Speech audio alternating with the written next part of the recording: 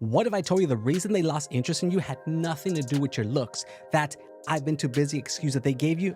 Yeah, it wasn't because they're too busy, it's because they lost interest. And I'm here to tell you why. This video isn't just a wake-up call, it's a full-blown emotional slap to the face. We're diving into the top 7 reasons that people lose interest in a partner after a few dates in. And trust me, they're not just petty little flaws, these are killers of connection. So if you're tired of the disappearing acts, if you're done with being someone's temporary escape, then listen up. Because by the end of this video, you'll either be crying over the date who's now ghosting you, or building a version of yourself they'll wish they never left. So let's get brutally honest about why people lose interest and how to make sure it never happens again. But before we begin, if you want to know why someone desiring you is not the same as someone loving you, then make sure you watch this video right here after you finish watching this one. And also, YouTube analytics show me that 85% of my viewers are not subscribed to the channel. So if you've watched multiple videos of mine and probably, because you get some value out of them, or just enjoy my no BS type of motivational speaking, but whatever it is, make sure you subscribe if you haven't already.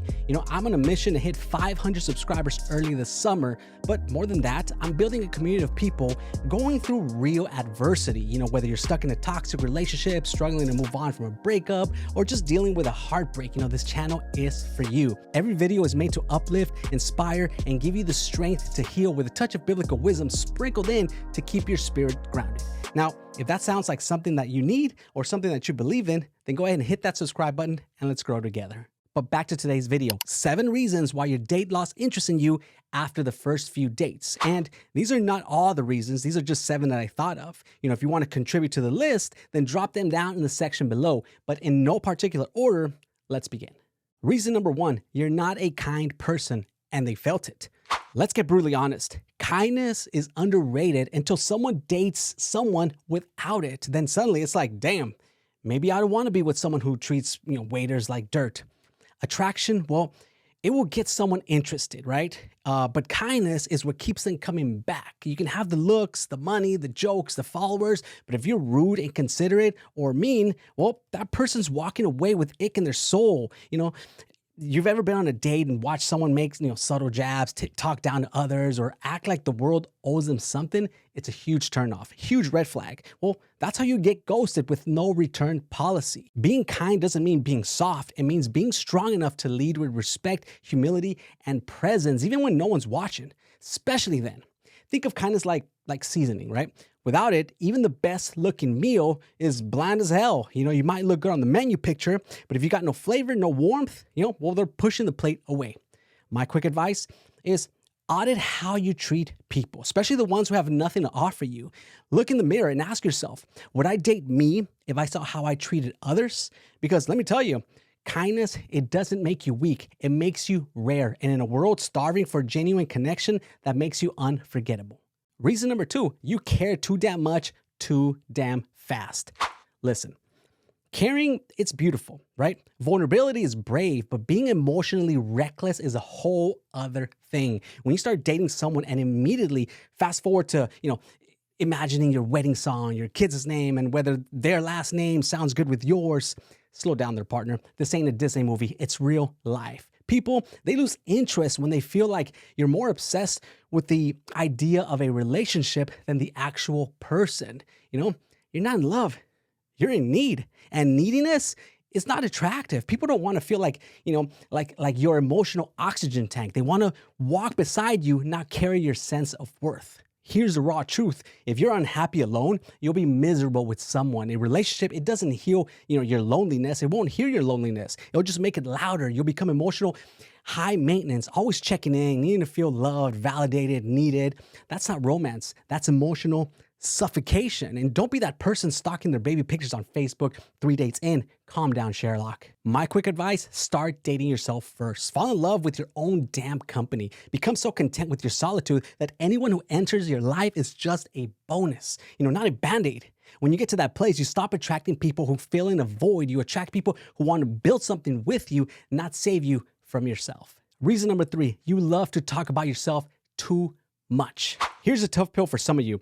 That date you went on, it wasn't bad. You just wouldn't shut up. It wasn't a conversation. It was a monologue with breath breaks. You might think you're charming, but there's a fine line between being confident and being a one-sided podcast that no one asked to subscribe to. You talked about your career, your dog, your trauma, your horoscope, your gym routine, your favorite restaurants, your third grade teacher, and forgot to ask one basic thing. What about you? Want to know why they ghosted you? Because you weren't dating them. You were performing in front of them. That's not connection. That's self-promotion. They asked how your day was, and 47 minutes later, you explain how, your sign hasn't been compatible with any Sagittarius. People want to feel seen. They want to feel like you're actual present with them, not just waiting for your turn to speak again. You could be the most interesting person in the room, but if you don't know how to make the other person feel important, you lose every time.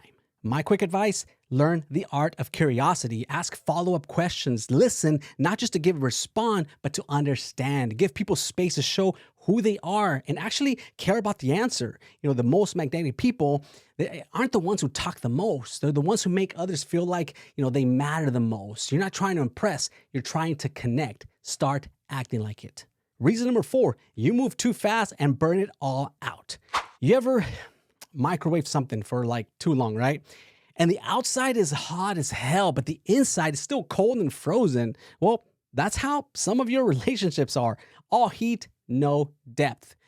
Too much too soon. You text all day, every day. You FaceTime before you've even gone on a second date. You say good morning and good night like you're clocking in for a full-time job. You're addicted to the rush. You love the dopamine, not the discipline.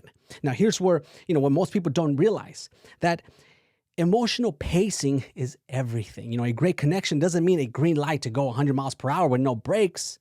Passion without patience crashes every single time.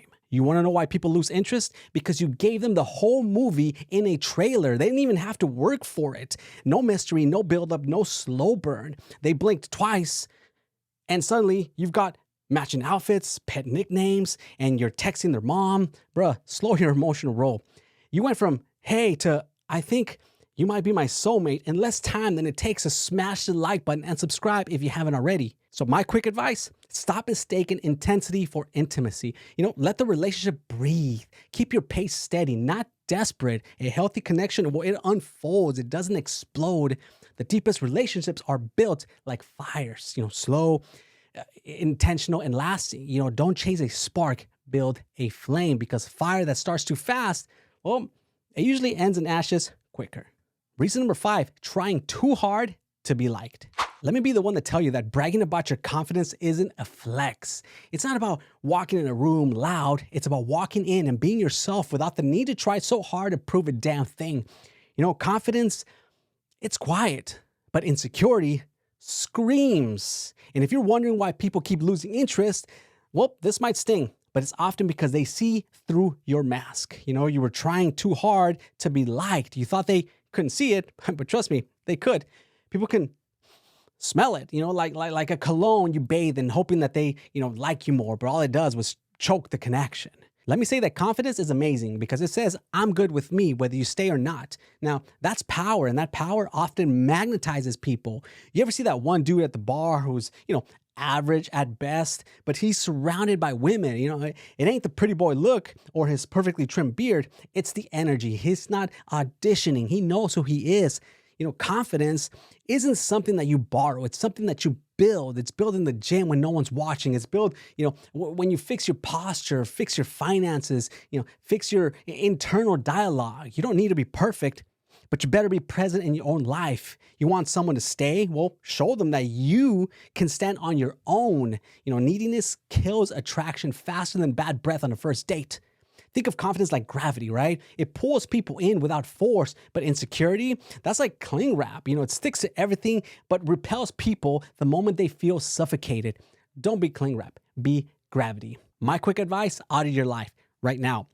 Where are you still performing instead of just being? Where do you chase instead of attract? Fix those cracks. Stop showing up like a knockoff version of what you think that people might want. Become so grounded in who you are that rejection doesn't shake you. It simply, redirects you. That's when people stop ghosting and start chasing. Reason number 6, you can't stop staring at other people like you're at a buffet. Let's make one thing clear. There's a difference between looking and staring. Look, we all have eyes. A person walks out of nowhere, a male, female, grandma, toddler, whoever, and your eyes might naturally glance. That's normal. That's human. Your brain, it registers movement the same way, it would if a raccoon just sprinted across the street or a bird landed on your car. It's instinct. But staring, that's not instinct. That's disrespect. You ever been on a date and caught your partner doing that slow motion head turn like that dude in the meme? Eyes glued, neck twisted, like they just saw a unicorn walk by. You're sitting across the table, pouring your heart out, and they're out here, just mentally shopping for upgrades. That's not attraction. That's a lack of discipline and a lack of presence. And let's be real. It's not just guys. Ladies, you're guilty too. Don't think your sneaky little up and down scan, of the tall, tattooed bartender didn't go unnoticed. Your date, well, he sees it. They feel it. And it chips away at the respect in the room like termites in a wood floor. Now imagine going out to eat with someone and you're talking, right? And they keep looking over your shoulder, at the menu like they're trying to order something else. It's insulting. It tells the other person what I have in front of me isn't enough. My quick advice, learn how to control your impulses. There's a type of quiet confidence that comes from having self-control, not because you don't see what's attractive, but because you've made the decision to value what you have more than what passes by. When you're on a date, lock in.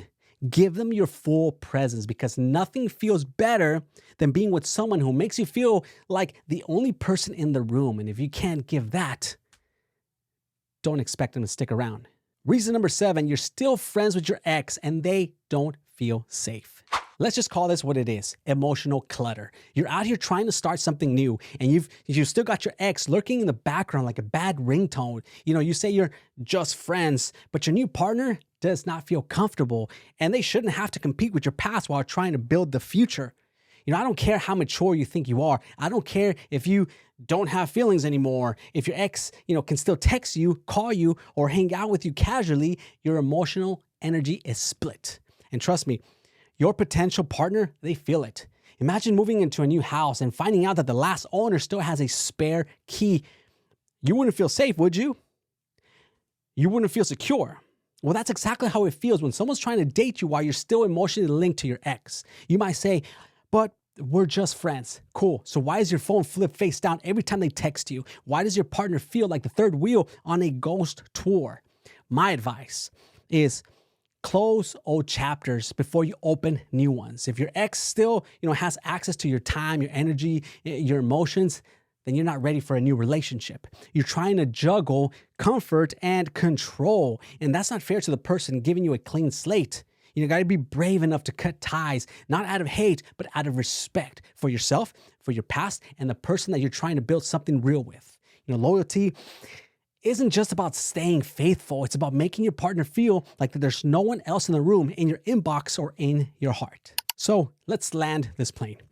We live in a time where everyone wants love, but not everyone is ready for it. People lose interest, not because love doesn't exist, but because authenticity doesn't show up. You can't fake confidence. You can't hide insecurity. You can't pretend to be whole while depending on someone else to feel complete. You can't build something real with leaving back doors open with your ex or flirting with strangers, using your eyes like weapons. Relationships, they don't fall apart because of one big blow up.